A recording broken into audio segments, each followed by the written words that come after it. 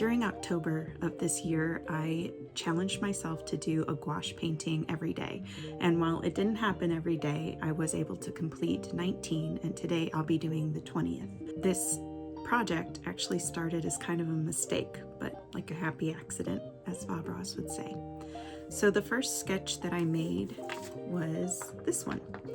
And I intended it to go onto this printmaking block. I created this in pencil, and then I put the block on top and rubbed the pencil drawing onto the block, fully thinking that it was going to transfer onto the block and I would carve and then I could make prints. Not one tiny piece of graphite transferred onto this block. As you can see, it is pristine. And I was like, oh, bummer. I really wanted to make prints. However, I still have this composition that I really like. So what I did was I got my iPad out and used it as a light box and transferred it over onto a piece of paper. And what resulted was this gouache painting. And I filled it in with a black background, and it just like electrified my brain. Something was so satisfying about outlining in black gouache that I thought, I have to keep doing this. I'm not going to be able to stop. And what's come of it is a series of paintings that I'm really proud of. It not only taught me how to better utilize gouache, also how to better utilize compact compositions and how to layer gouache more effectively, but also minimally. Inspired by one of my favorite artists, Mary Blair. I love looking at her work and seeing how she layers color. This is like my homage to her simple shape, simple but effective, and very cute compositions. So what came of it is this collection of paintings. And I thought for the very last day, I would show you how I make one of these paintings. It's nothing terribly impressive, but I wanted to document the process, if only for posterity, and maybe you would get something out of it too. Here is my very simple sketchbook that I got from Target that I used to sketch out all of these compositions. So I would just lay the block down, trace around it, and then I would fill the composition into a rectangular arrangement. And what gave me the most amount of grace are these little shapes here that I would just fill in those dead areas and paint around them, and sometimes paint in them, or I'd leave them white, the color of the paper. Here are my sketches. It's probably the cleanest sketch, honestly. Some got more simplified when it came to painting, but they started here. Yeah, like for my owl, I ended up not putting these extra lines in there because I thought it looked a little too busy, but I still like it, this sketch. My mums. This is one I planned and also didn't end up doing. Did I skip one? Oh yeah, that one got made. This was like an ode to St. Louis, so a square of Emo's pizza and some toasted raviolis and some marinara. I might end up doing this, but skipped it for now. But today, this is gonna be our final illustration here. Oh, yeah, I'll show you the other failed concepts. The fox didn't make it. The bat I actually did completely. So I guess I am doing 21.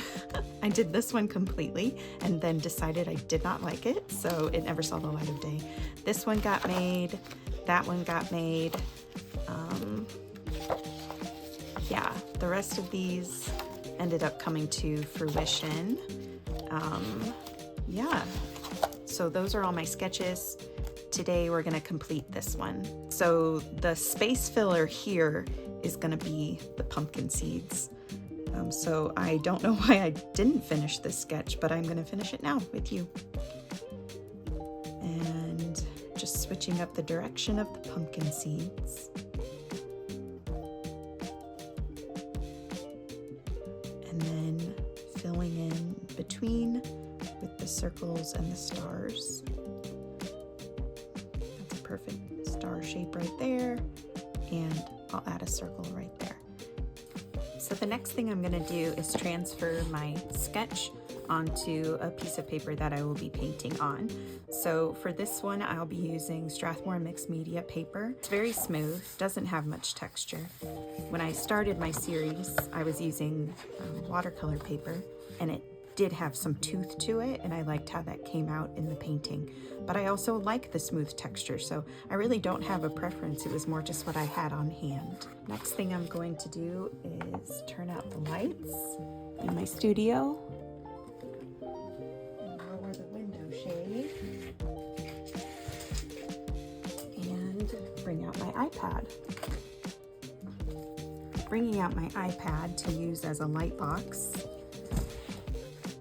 A blank white canvas here. I'm going to lay my sketch out right here, and then I'll overlay my paper here, make sure it's centered the way I want it. Cancel. And then I will trace over it. So this part isn't terribly exciting, so I will skip to the end. All right, the tracing process is complete.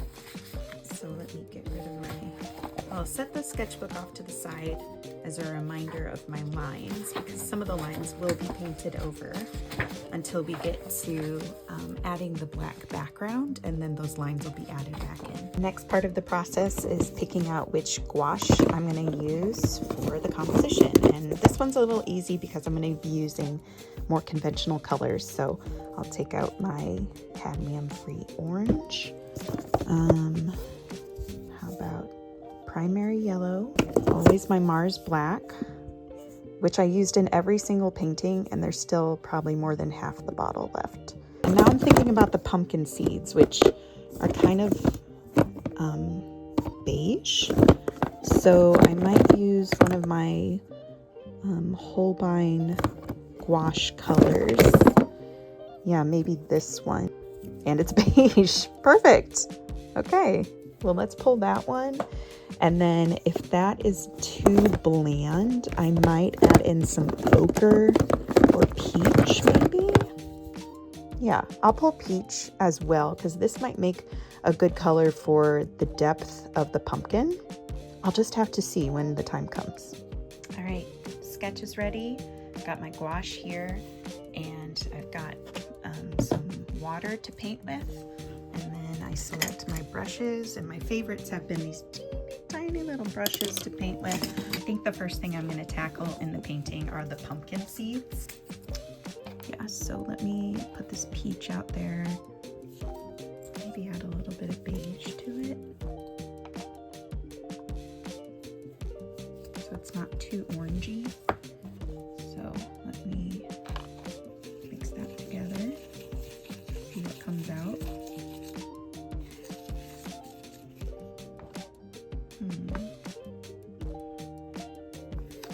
Not bad. I think, even though it's probably not the most realistic shade for pumpkin seeds, I think I'd probably add more white. I think I'm going to stick with this because it's going to look good with the contrast of peach and orange in the painting. I watched a video somewhere on gouache, painting with gouache, and he suggested that the consistency of your gouache should be like melted ice cream. So I try and get it to that point through the use of water, diluting the gouache a little bit more, because any thicker and you get more lines in your painting, which maybe you want, and that's cool. But because this paper is not textured at all, the lines are more pronounced. So I'm trying to get my gouache to be thinner so that there's fewer brush strokes apparent on the canvas. It's not always successful, but that was kind of the point of this month, was to just keep practicing that in practical applications. So I am going to fast forward a bit until all the pumpkin seeds are painted, and I'll meet you at the next color. All right, so the next thing I'm going to paint is this dimension here, and there's not a whole lot of contrast in between the pumpkin seeds and this peach color that is straight out of the bottle peach. I haven't mixed any other pigment with it, so let's see.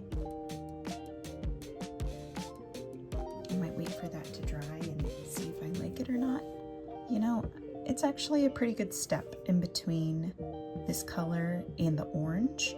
And if I decide it's too close to the orange later, I'll paint over it with this color here. So we're gonna proceed with the peach color just as it is. Don't have to be too precious about mistakes at this point. In fact, I'm gonna overpaint the boundaries here because I'm gonna paint again over this color with the orange and then eventually with the black.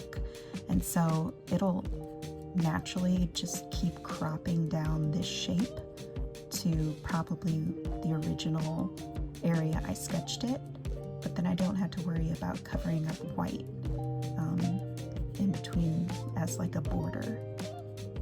Let's add the orange and see if there's enough contrast right now. So got the orange on my palette. It's a good consistency. Let's get it down on the paper and see. I actually think that's a pretty good contrast. Right up next to it, I don't know. I think I might just have to wait and see how it dries.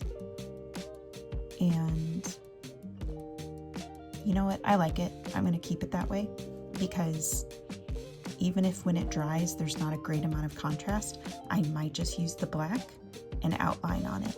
We'll just have to see. I'm gonna have to do a couple layers of paint to cover up my pencil marks. I definitely could have drawn in orange or just been lighter with my pencil, but I'm pretty heavy-handed. All right, so I'm gonna skip to the end on the orange. See you at the next color. So two things that I discovered on this last section of painting. I should have painted this peach, so I went ahead and did that, and then I didn't pull a color for the stem of the pumpkin. So I pulled out this gouache. Let me get it in focus. Holbein Ash Yellow. I love this color. This was perfect for a lot of my botanical paintings this month, especially the mushrooms. It's a perfect like dull greenish yellow. Now for the most fun part, adding the black outlines. So I'm gonna put a whole mess of it here and get to painting. Oh my gosh, I love this contrast so much. I probably should have waited for the paint around it to be dry, but we're gonna proceed with caution. And I might have to hop on over to a different area of the painting, but I just was too impatient. I wanted to see what this would look like with the black paint on it. And it looks fabulous. I'm still thinking of maybe outlining right here, but I'm not entirely sure yet. So I'm gonna not paint it for now. And if I decide to do it, you know, I'll add it on. Just can't take it away, so caution at the beginning. I might just do like some black outlines instead of outlining absolutely everything. Maybe just like, yeah, because I was thinking I don't really want to do that one, but the outline right here, that's effective. I like that. Okay, so I'm gonna proceed like that. And when it comes to the border, I did start painting some of the border. It's just an organic line, and so it goes past the boundaries of that linoleum block that I use as a guide to start the composition. But when it comes to the painting part of it, I just kind of pull a line, and it's okay with me if it's a little shaky. Yeah, so it just has like an organic border to it. Okay, so we're getting to the end here, and I'm just gonna add some more lines at the very end to give it a little bit more personality.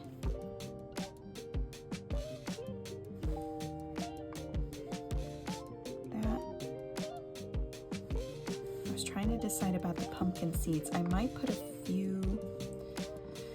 Oh, it's a slippery slope. If I decide to do a few, I might want to do all of them. But pumpkin seeds have those like lines on the side, and I do want them to read as pumpkin seeds, and I'm not sure they do that right now. So if I do it in black, that's pretty bold. I could possibly do it in orange so there's less contrast. Let's try orange first. Okay.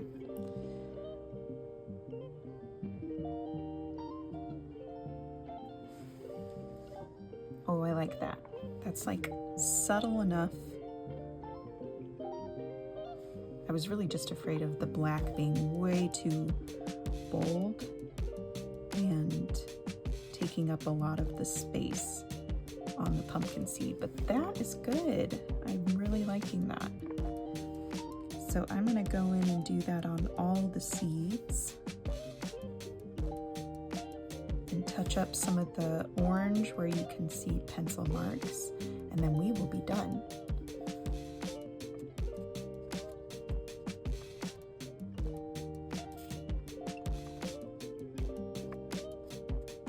Alrighty, it's complete.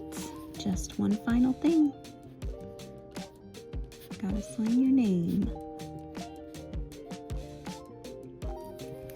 I appreciate your time spent watching the video and wish you a very happy Halloween.